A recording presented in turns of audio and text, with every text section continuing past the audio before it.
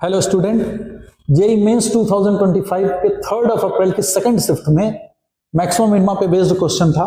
Question आपको एक function given था और पूछा गया था कि अगर m उसके number of local minima point है और n number of local maxima के पॉइंट है तो m प्लस n की वैल्यू मेरे को बतानी थी।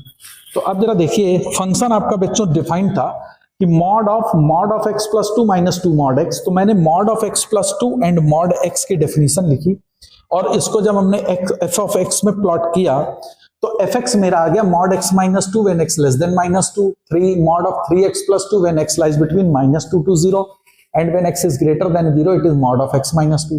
इसको फर्दर मैंने सिंप्लीफाई किया तो फर्दर सिंप्लीफाई करने पे मेरा fx की वैल्यू इस तरह से आ जाएगी, क्योंकि मैं मॉड की हर जगह पे डेफिनेशन लगाता चल रहा हूं, है ना। तो जैसे जैसे आप मॉड की डेफिनेशन लगाएंगे आपका fx की वैल्यू चेंज होती जाएगी। तो जब हमने इसका बच्चों fx की वैल्यू जब ये आ गई तो इसका मैंने ग्राफ को प्लॉट किया। तो once you have plotted the graph, तो अब आपको ग्राफ को देखने के बाद देखिए दिख रहा होगा कि point this one is the only local maxima point. तो लोकल मैक्सिमा का पॉइंट है 1 और लोकल मिनिमा के लिए ये मेरे पास 2 पॉइंट है। ओके, तो ये 2 पॉइंट मेरे लोकल मिनिमा है। तो लोकल मिनिमा के पॉइंट थे 2 और आपसे पूछा गया था कि लोकल मैक्सिमा और लोकल मिनिमा के पॉइंट का सम कितना होगा, तो that is 2 + 1 that comes out to be 3। तो इस क्वेश्चन का आंसर था 3।